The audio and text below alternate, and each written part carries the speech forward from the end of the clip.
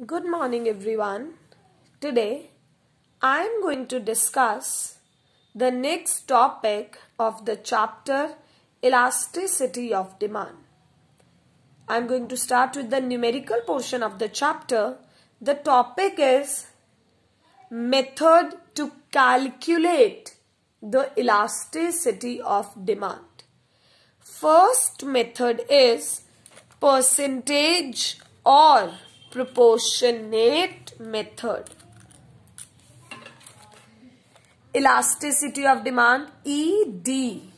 We used to write it as ED is equal to percentage change in quantity demanded upon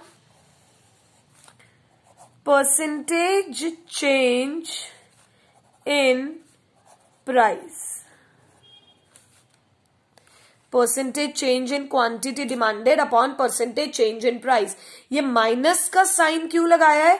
क्योंकि elasticity of demand की हमने definition क्या पढ़ी थी? तो is the degree of responsiveness of demand of a commodity to a change in its own price. कि own price में change आने से डिमांड पर क्या इफेक्ट पड़ता है. ओन प्राइस में चेंज आने से डिमांड पर क्या इफेक्ट पड़ता है. प्राइस, ओन प्राइस और क्वांटिटी डिमांडेड में कैसा रिलेशन होता है? इनवर्स रिलेशन होता है कि जब प्राइस किसी चीज का बढ़ता है, ओन प्राइस जब बढ़ता है तो डिमांड क्या हो जाती है? कम हो जाती है. तो इनवर्स रिलेशन की वजह से हमने क्या लगाया है? नेगेटिव का साइन लगाया है.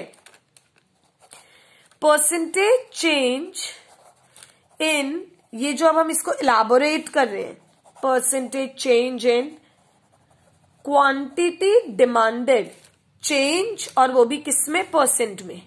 Q1 minus Q0 upon Q0 into 100.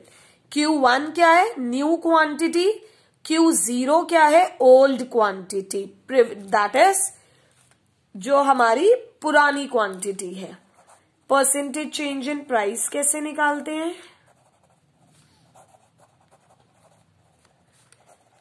P1 minus P0 upon P0 into 100.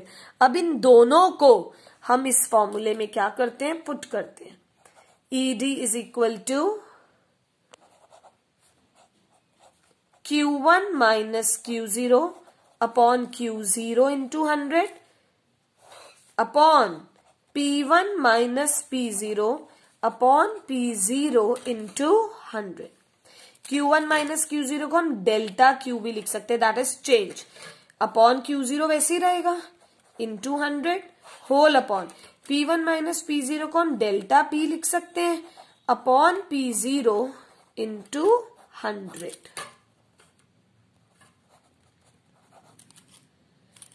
ये हमने कैंसिल कर दिया यहां पे. अब हमारे पास elasticity of demand is equal to delta Q upon Q0. जब हम डिवाइड से किसमें लेके जाएंगे? मल्टीप्लाई में. तो हम क्या कर देते हैं?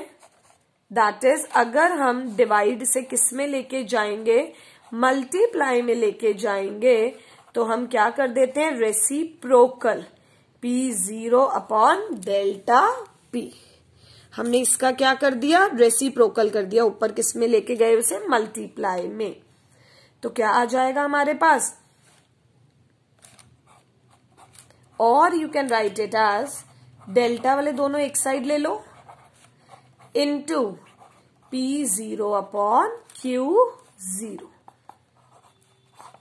This is the formula for calculating the elasticity of demand.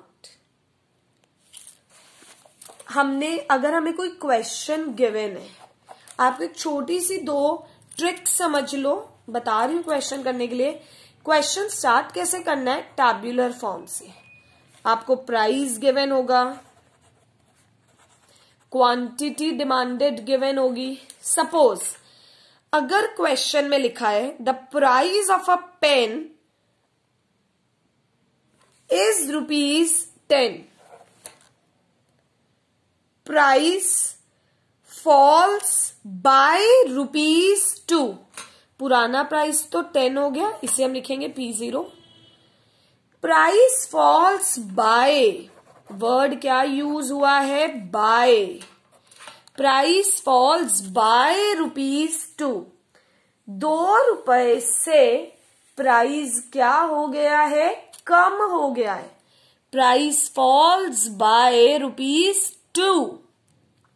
2 रुपए से हमारे पास प्राइस क्या हो गया है? कम हो गया है. तो नया प्राइस कितना हो जाएगा? 8. प्राइस फॉल्स बाय, तो जब वर्ड बाय आएगा हमने क्या करा है? 2 रुपए माइनस कर दिए ना. प्राइस फॉल्स बाय तो हम चेंज करके लिखेंगे, चाहे वो प्राइस होगा चाहे वो क्वांटिटी होगी, जब भी वर्ड क्या आएगा? बाय. और अगर वर्ड आता है टू, देखते हैं, वैसे तो ये it's an English concept only, but फिर भी मतलब एक अंडरस्टैंडिंग के लिए कि थोड़ा सा इजी हो जाए. When the price was ₹10, demand was 50 units. When price falls by ₹2, demand rises to. Demand rises to, क्योंकि जब प्राइस कम होता है तो डिमांड बढ़ेगी. Demand rises to 70 units. As it is लिख दिया ना मैंने 2. तो जब वर्ड क्या गिवन होगा? 2. तो no change. As it is मैंने 70 लिख दिया. यहां पर गिवन था प्राइस फॉल्स बाय ₹2, तो मैंने 2 माइनस करके क्या लिखा था? 8. तो चेंज करके लिखा ना. और यहां पर as it is, that is demand rises to 70 units. This is Q0 and this will be Q1. Whenever elasticity is given in the question, अगर इलास्टिसिटी क्वेश्चन में गिवन है, when elasticity is given, elasticity हमेशा क्या होती है? Negative होती है. Elasticity of demand हमेशा क्या होती है? नेगेटिव. अगर आपको क्वेश्चन में पॉजिटिव भी गिवन है तो भी इलास्टिसिटी हमेशा आपको क्या लेनी है? नेगेटिव ही लेनी है. ये चीज अभी मैं आपको प्रैक्टिकली जब हम क्वेश्चन करेंगे तो we will be doing it. First numerical is when, सबसे पहले हमने टेबल बनाना है. बहुत इजी है, बहुत केयरफुली करने हैं आपको. प्राइस और इधर हमने क्या ले लिया? Quantity demanded.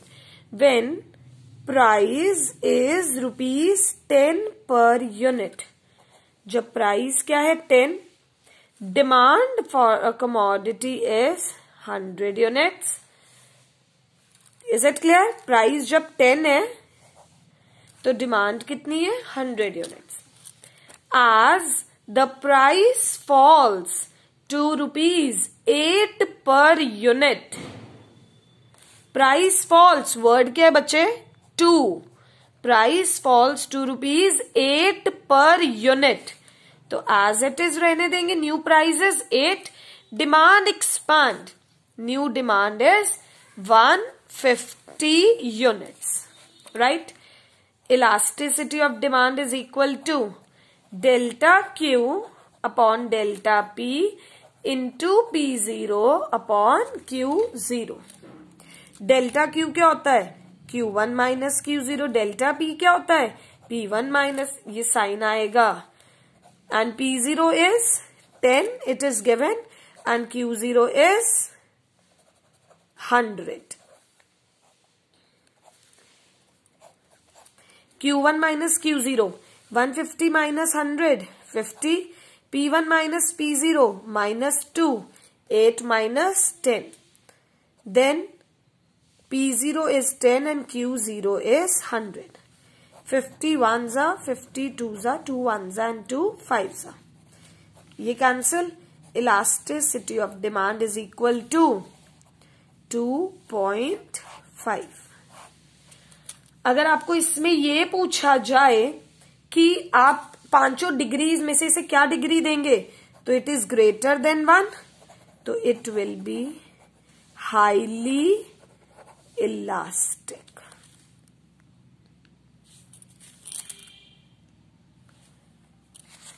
Second question is when, सबसे पहले हमने टेबल बनाना है। मेन अगर आपका टेबल सही बन जाता है तो क्वेश्चन में फिर कोई प्रॉब्लम नहीं आएगी। When price of sugar is ₹5 पर kg, it's demand is 50 kg। Price है 5, demand is 50 kg। When price rises by ₹5, तो नया प्राइस कितना हो जाएगा 10। 5 रुपए से प्राइस बढ़ गया है and demand falls by 10 kg, तो न्यू डिमांड कितनी हो जाएगी 40 kg। फॉल्स बाय है ना, बाय 10 kg। हम खुद ही सोचें कि अब 10 थोड़ी होगी, डिमांड फॉल्स बाय मतलब 10 किलो से प्राइस के बढ़ने से डिमांड 10 kg से क्या हो गई है कम, तो new demand will be 40। Elasticity of demand is equal to, वही माइनस का साइन सबसे पहले, delta Q upon delta P into P0 upon Q0। Delta Q Q1 minus Q0 -10, delta P P1 minus P0, P0 5 and Q0 50। Cancel, तो ये हमारे पास क्या आ जाएगा 1/5, ये माइनस से minus cancel, it will be 0.2। तो ये क्या है लेस देन 1 है, तो इसे हम क्या लिखेंगे less elastic.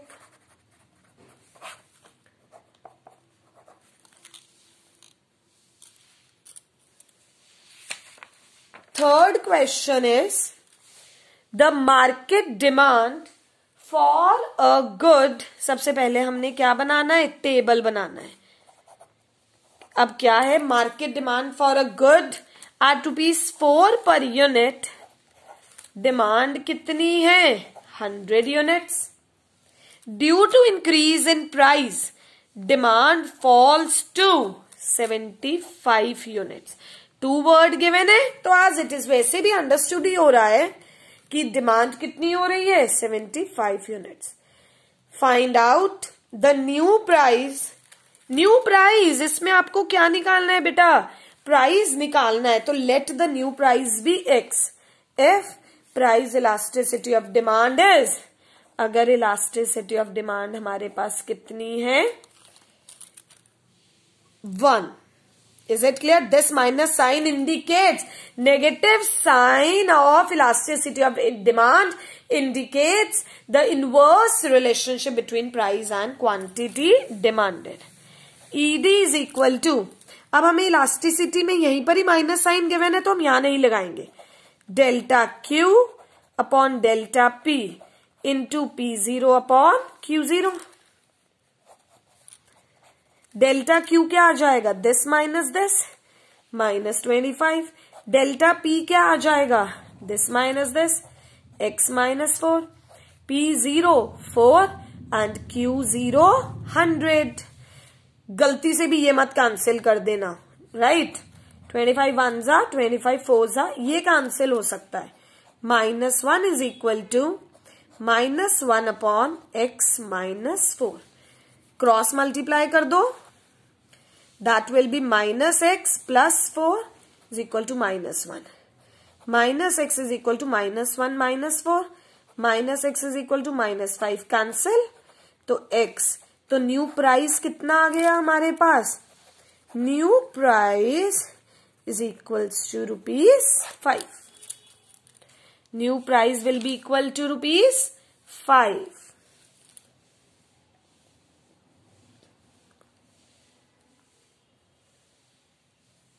Kindly go through these 3 questions.